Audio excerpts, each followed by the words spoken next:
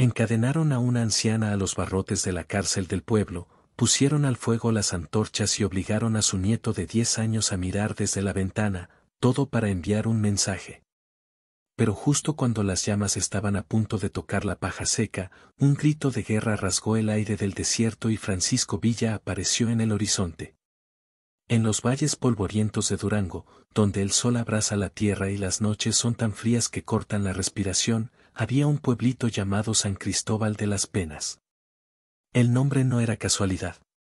Durante años, sus habitantes habían conocido más sufrimiento que alegría, más lágrimas que risas. Era uno de esos lugares olvidados por Dios y por el gobierno, donde la gente trabajaba de sol a sol solo para sobrevivir un día más. Allí, en una casa de barro y piedra que parecía fundirse con la tierra misma, vivía Esperanza Villanueva, una mujer de 70 años que había visto nacer y morir a 3 generaciones. Sus manos, arrugadas como corteza de árbol viejo, conocían todos los secretos de las plantas medicinales que crecían en esas tierras áridas. Era curandera, comadrona y consejera espiritual de todo el pueblo. Los niños la buscaban cuando se lastimaban jugando, las madres cuando sus bebés no dejaban de llorar, los hombres cuando las heridas de trabajo no sanaban. Con ella vivía Miguelito, su nieto de 10 años, un chamaco flaco pero de ojos brillantes como estrellas en noche despejada. El padre del niño había muerto en una de esas guerras que nunca terminaban, y la madre había partido un invierno especialmente cruel, cuando la tuberculosis se llevó a la mitad del pueblo. Pero Esperanza lo había criado con la paciencia de quien entiende que los niños son como plantas tiernas que necesitan agua, sol y tiempo para crecer fuertes. Miguelito había aprendido a ayudar a su abuela en todo. Conocía cada hierba medicinal por su nombre, sabía preparar tés para el dolor de estómago, podía vendar una herida con la destreza de alguien el doble de su edad. Pero sobre todo, había aprendido que en un mundo lleno de violencia, había que elegir ser bondadoso, incluso cuando eso significara ponerse en peligro. Durante meses, San Cristóbal había vivido una tranquilidad extraña. Las tropas federales andaban ocupadas en batallas más importantes al norte, y los revolucionarios se concentraban en ciudades más grandes donde podían conseguir armas y municiones. El pueblo respiraba aliviado, como quien ha estado conteniendo el aliento durante años y finalmente puede exhalar. Los campesinos volvían a cantar mientras trabajaban sus pequeños terrenos. Las mujeres se reunían en las tardes a bordar y contar historias. Los niños correteaban entre las casas jugando a los charros y bandoleros, sin imaginar que pronto conocerían de cerca la diferencia entre el juego y la realidad.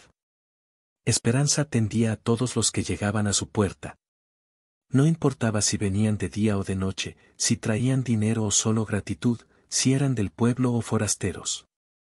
Una herida es una herida, decía siempre. Y el dolor no entiende de colores políticos ni de uniformes.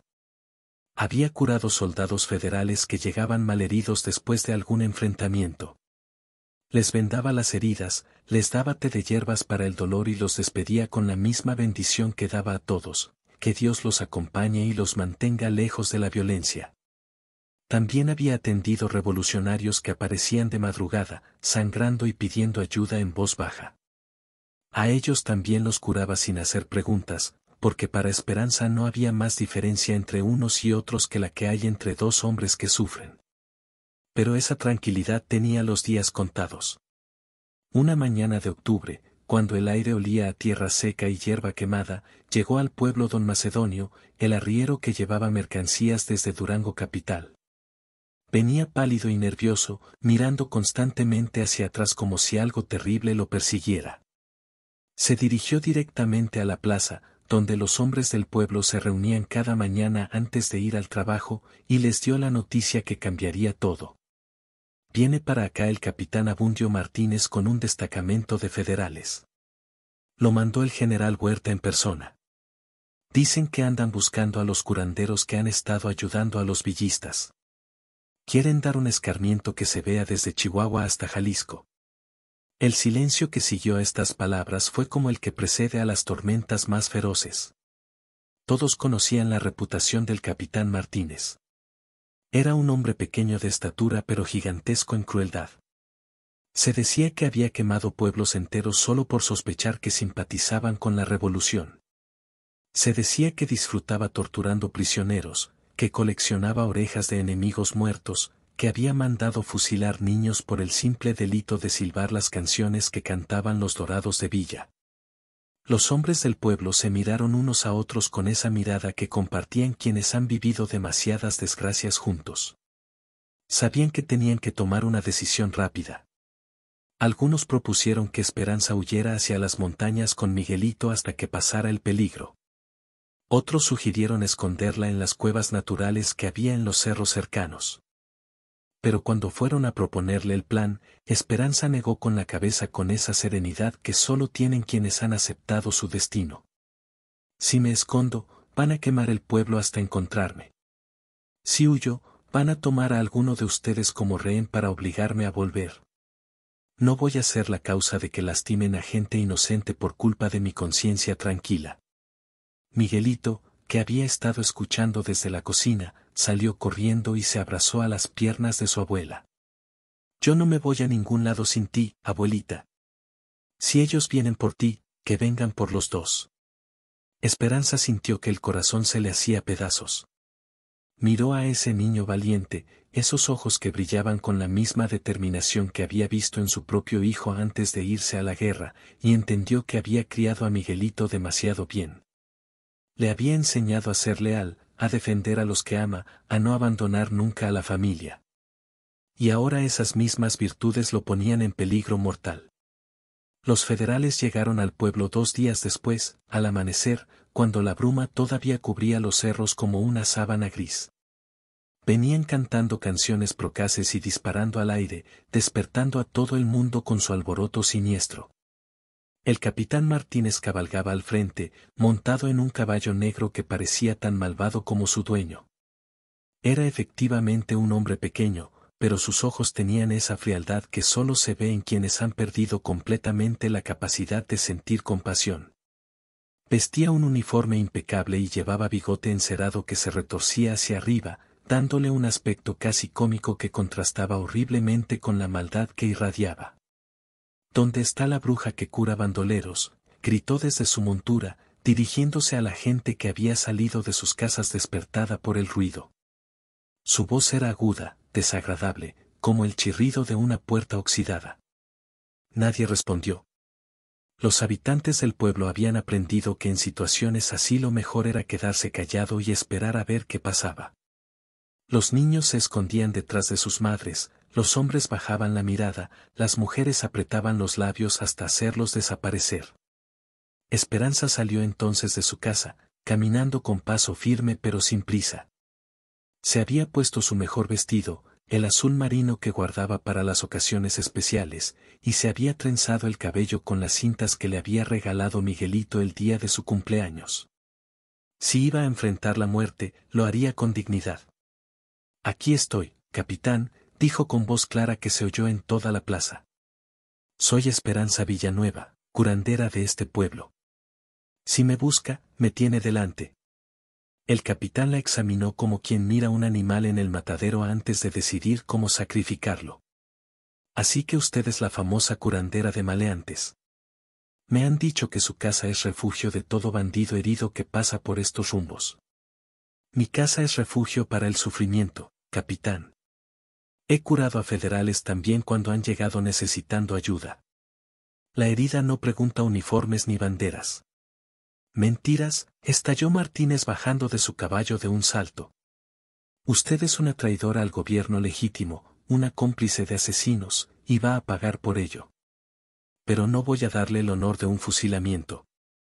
Usted va a arder como las brujas de los tiempos antiguos, para que todos aprendan lo que pasa con quien ayuda a los enemigos del orden.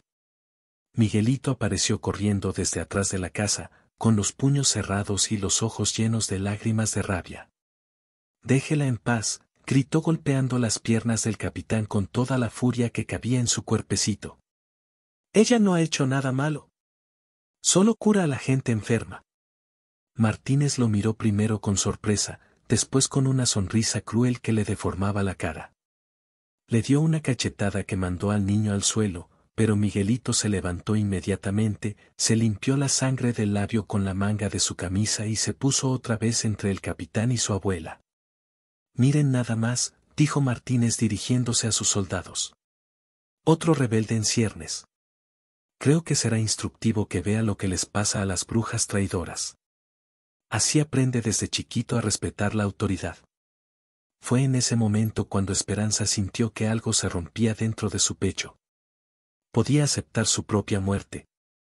Había vivido 70 años y había visto todo lo que tenía que ver. Pero la idea de que obligaran a Miguelito a presenciar su ejecución, de que ese niño inocente cargara para siempre con esa imagen terrible, le resultaba más dolorosa que cualquier tortura física. Por favor, capitán, dijo cayendo de rodillas. Haga conmigo lo que quiera, pero deje que el niño se vaya. Mándelo con alguna familia del pueblo. Es muy pequeño, no entiende nada de estas cosas. Al contrario, señora. Va a entender perfectamente. Los niños aprenden mejor con ejemplos prácticos que con sermones. Ordenó a 2 de sus soldados que arrastraran a Esperanza hasta la pequeña cárcel del pueblo, que no era más que una habitación de adobe con barrotes de hierro en las ventanas. Allí la encadenaron a los barrotes, mientras otros soldados comenzaban a juntar paja, ramas secas y todo lo que pudiera servir para alimentar el fuego. A Miguelito lo metieron en el cuarto de al lado, desde donde podía ver a su abuela a través de una ventana con barrotes. No lo encadenaron porque sabían que un niño de 10 años no podría escapar de una habitación cerrada con llave, pero el pequeño se aferró a los barrotes con tal fuerza que se le pusieron blancos los nudillos. Abuelita, le gritó, no tengas miedo. Todo va a salir bien. Ya vas a ver. Esperanza lo miró con una mezcla de orgullo infinito y tristeza mortal. Ese niño había heredado no solo su sangre, sino su valor, su fe inquebrantable en que las cosas malas no pueden durar para siempre. No tengo miedo, mi nieto. He vivido una vida buena y tú me has dado más alegría de la que merezco. Pase lo que pase, recuerda siempre que hay gente buena en el mundo. No dejes que la maldad te envenene el corazón. El capitán Martínez prendió una antorcha y se acercó a la pira que habían construido alrededor de la pequeña cárcel, pero antes de que pudiera acercar el fuego a la paja, se oyó un grito de guerra que venía del desierto. Era un grito que conocían todos los que habían vivido en esas tierras durante los últimos años, el grito de batalla de los Dorados de Villa. Después vino el sonido de cascos de caballos acercándose a galope tendido, y después aparecieron los jinetes. No eran muchos, tal vez 15 hombres, pero montaban como si fueran centauros y llevaban rifles que brillaban al sol como relámpagos de plata. Al frente de ellos, en un caballo alazán que parecía volar sobre la tierra, venía un hombre que todos reconocieron inmediatamente, aunque fuera la primera vez que lo veían. Era Francisco Villa. No por su tamaño, que no era excepcional, ni por su vestimenta, que era la misma de cualquier ranchero, sino por algo indefinible en su manera de montar, en su forma de mirar, en la confianza absoluta con que se movía. Antes de continuar, cuéntame en los comentarios qué te parece esta historia. Y si quieres más relatos así, apóyame con un like y suscríbete al canal. Desmontó cerca de la cárcel y caminó directo hacia donde estaba Esperanza encadenada. No pareció prestar atención a los soldados federales que lo apuntaban con sus rifles, no mostró ninguna preocupación por encontrarse en clara desventaja numérica. Solo tenía ojos para la anciana y para el niño que lo miraba desde la ventana con una expresión de asombro total. Buenos días, doña Esperanza, dijo quitándose el sombrero. Vengo porque me dijeron que una señora muy respetada necesitaba ayuda. La curandera lo miró con incredulidad. ¿Cómo conoce mi nombre, general? Una mujer que cura heridos sin hacer preguntas políticas es famosa en toda la sierra, señora. Su bondad ha llegado a mis oídos, y también la noticia de que querían lastimaría. No podía permitir que eso pasara. El capitán Martínez había recuperado la compostura después del shock inicial y ahora apuntaba su pistola directamente a la cabeza de Villa. Francisco Villa, por fin te tengo frente a frente, maldito bandolero. Te has metido en tu propia trampa. Mis hombres son el doble que los tuyos y tenemos rehenes. Si no te rindes ahora mismo, quemo viva a la bruja y después le hago cosas muy desagradables al escuincle. Villa se volvió hacia él con esa calma que tienen los hombres que no conocen el miedo, pero en sus ojos había algo que daba escalofríos. Capitán Abundio Martínez, ¿verdad? He oído hablar de usted. Dicen que le gusta quemar casas con familias adentro, que se divierte cortando orejas a los prisioneros, que una vez mandó fusilar a un niño de 8 años porque se parecía a su padre revolucionario. Soy un soldado que cumple órdenes, cosa que un animal como tú no puede entender. Órdenes de quemar viva a una curandera por ayudar heridos. Órdenes de traumatizar a un niño para dar ejemplo. Sí, esas son las órdenes que siguen los valientes soldados del gobierno. Villa dio un paso adelante. Martínez retrocedió automáticamente, manteniendo la pistola en alto. No se acerque más o disparo. Y después quemo a la vieja y me divierto con el niño.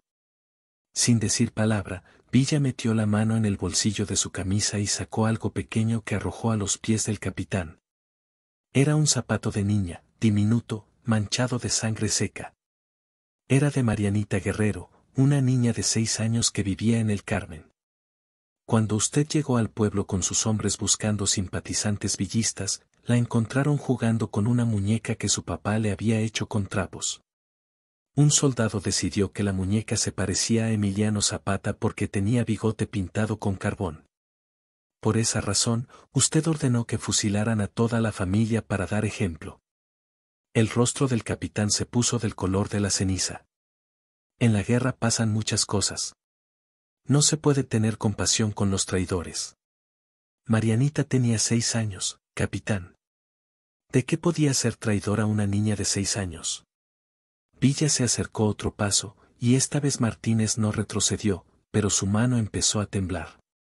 ¿Sabe por qué no lo he matado todavía, capitán? Porque quiero que entienda algo antes de morir. No va a morir por los soldados míos que ha matado en batalla. Eso es guerra y en la guerra se mata y se muere.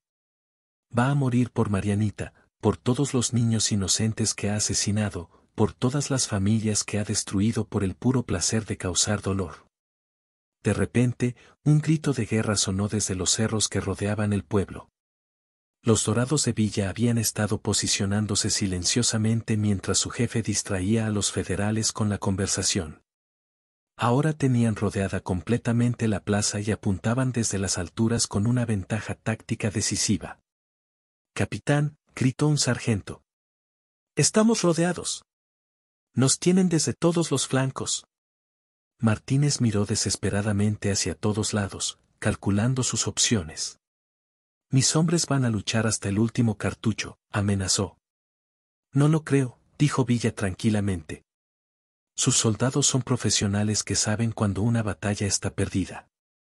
La mayoría solo sigue órdenes porque les pagan, no porque crean en su causa. En cambio, mis muchachos luchan por algo más grande que el sueldo». Como si hubiera estado esperando esa señal, uno de los soldados federales bajó su rifle y levantó las manos. «Yo me rindo», gritó. «No vine a morir por este desgraciado». «Te voy a mandar fusilar, cobarde», le gritó Martínez. «¿Con qué pelotón?», respondió el soldado. «La mitad de los muchachos están pensando lo mismo que yo». Efectivamente, otros soldados empezaron a bajar sus armas. No todos, algunos permanecían fieles al capitán por miedo o convicción, pero la moral de la tropa se desmoronaba rápidamente. Villa aprovechó la confusión para acercarse a la cárcel donde estaba encadenada Esperanza. Con un machete que sacó de la montura, cortó las cadenas que la sujetaban. La anciana se tambaleó, entumecida por las horas de inmovilidad, pero se mantuvo en pie con dignidad. «Gracias, general», murmuró. «¿Pero el niño?» «El niño va a estar perfectamente, doña Esperanza. Se lo prometo». Miguelito seguía en el cuarto de al lado, mirando todo a través de la ventana con barrotes, ya no con miedo sino con una admiración total hacia el hombre que había venido a rescatar a su abuela. El capitán Martínez, viendo que todo se le escapaba de las manos, decidió jugarse su última carta. Corrió hacia el cuarto donde estaba encerrado Miguelito y puso su pistola contra la ventana, apuntando directamente a la cabeza del niño. «Ahora vas a ver, pilla maldito.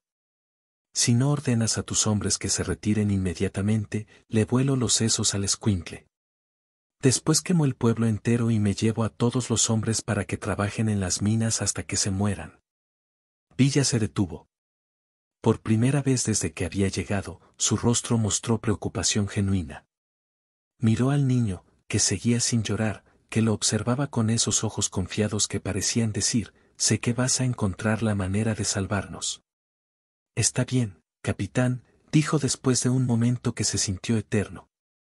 «Usted gana. Ordenaré a mis hombres que se retiren». Comenzó a alzar las manos lentamente, como si fuera a hacer una señal de rendición. Martínez sonrió con triunfo y relajó ligeramente su vigilancia. ¿Fue un error fatal? Villa no había alzado las manos para rendirse, sino para hacer una señal a sus tiradores. De repente, del techo de la iglesia sonó un disparo certero.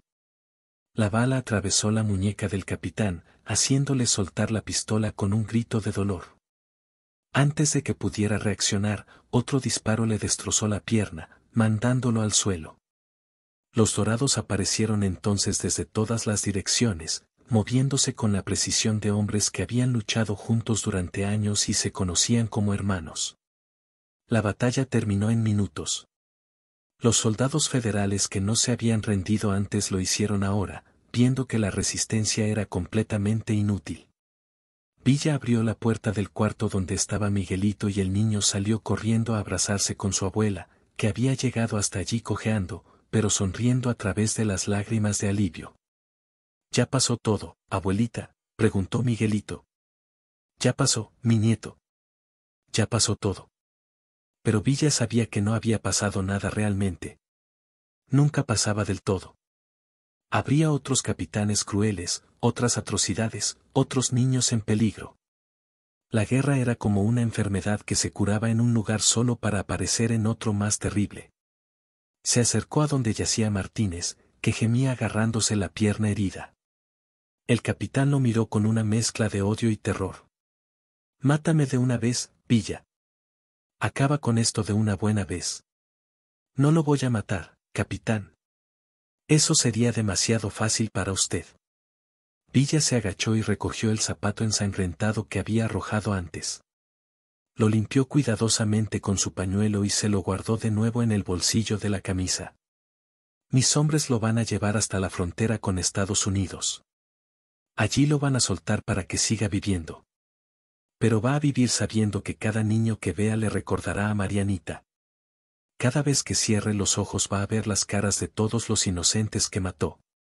Y cada noche, cuando trate de dormir, va a oír sus gritos pidiendo piedad.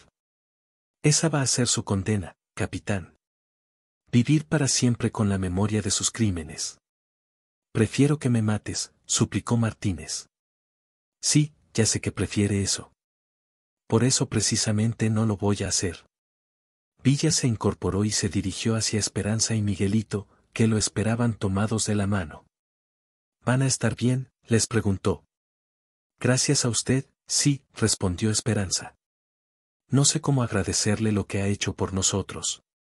«No me debe nada, doña Esperanza. Al contrario, yo estoy en deuda con usted. Curar heridos sin preguntar de qué bando vienen, eso es verdadero valor». Miguelito se acercó tímidamente. «General, ¿puedo preguntarle algo?». «Por supuesto, muchacho». «¿Es cierto que usted lucha por la gente pobre?».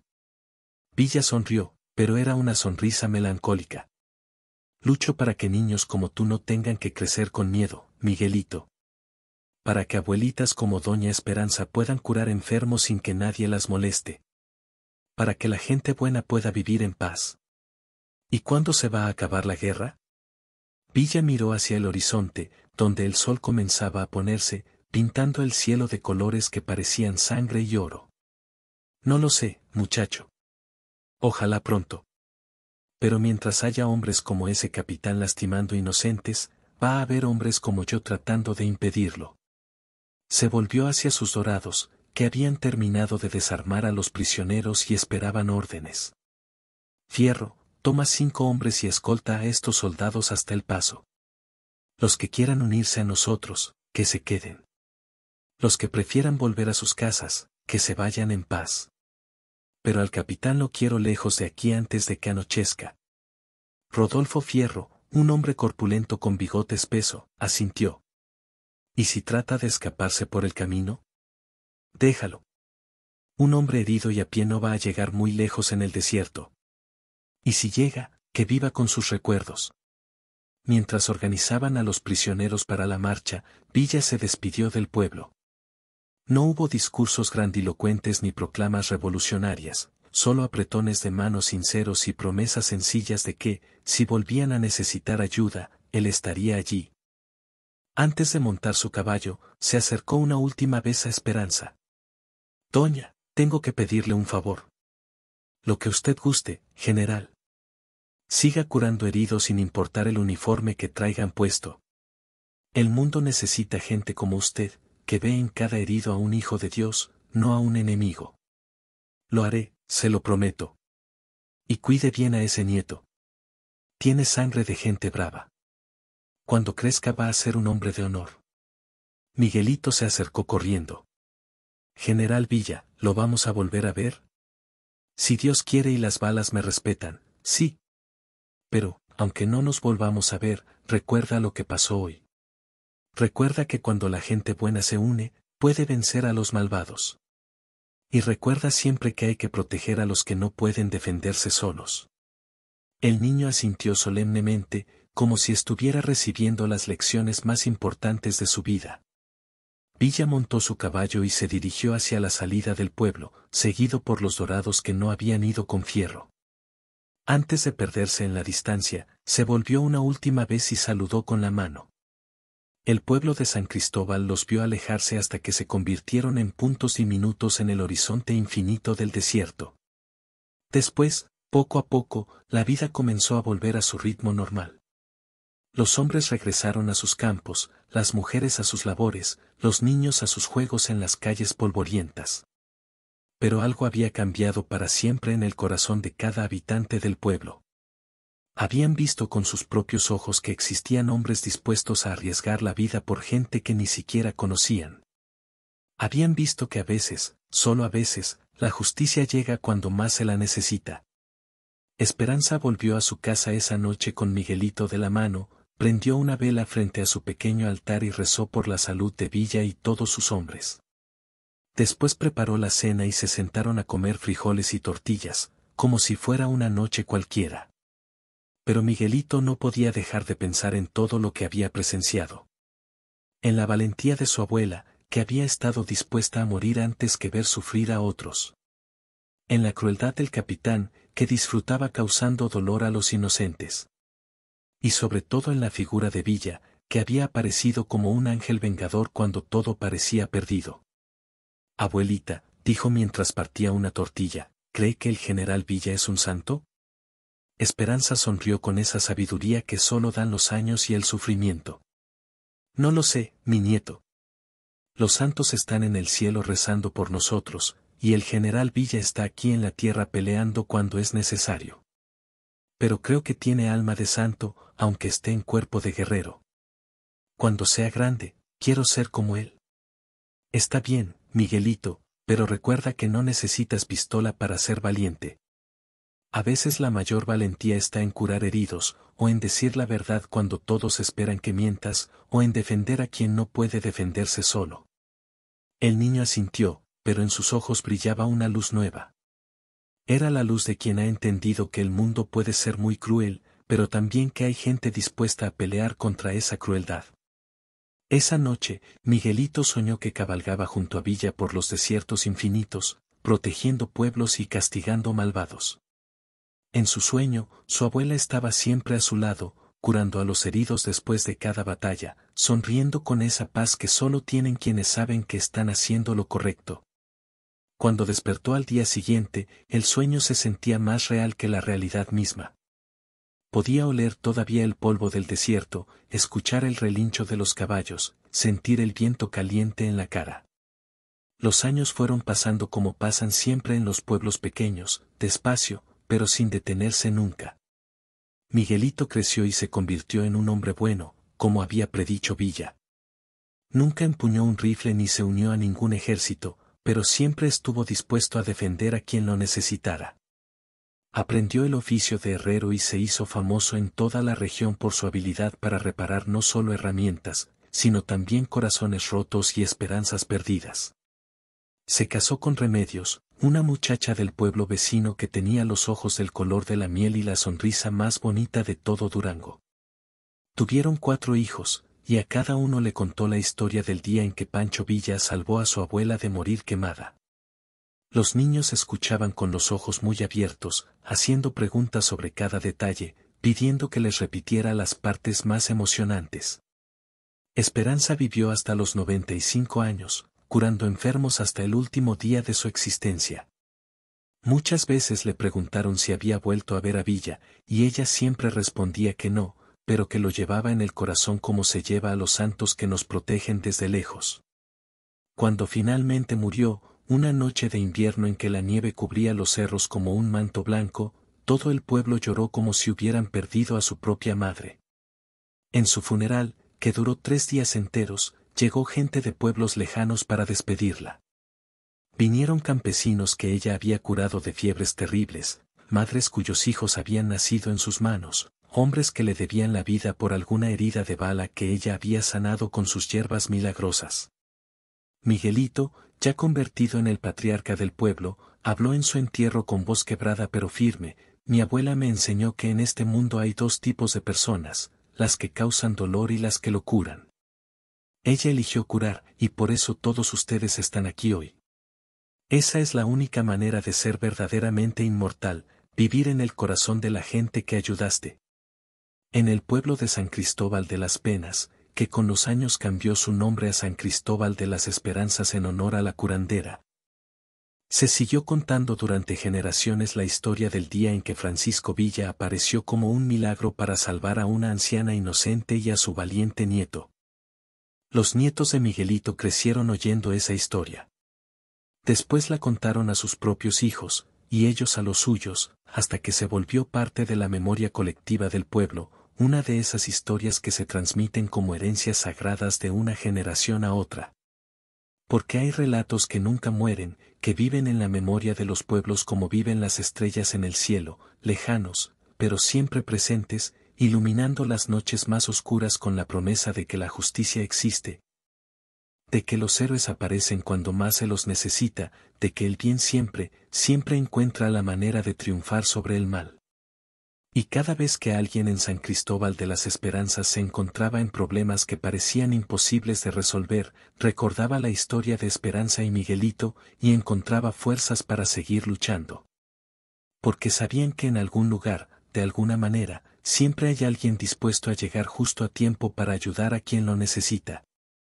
Si querés seguir escuchando historias que te van a emocionar como esta, suscríbete al canal y no te pierdas ningún relato.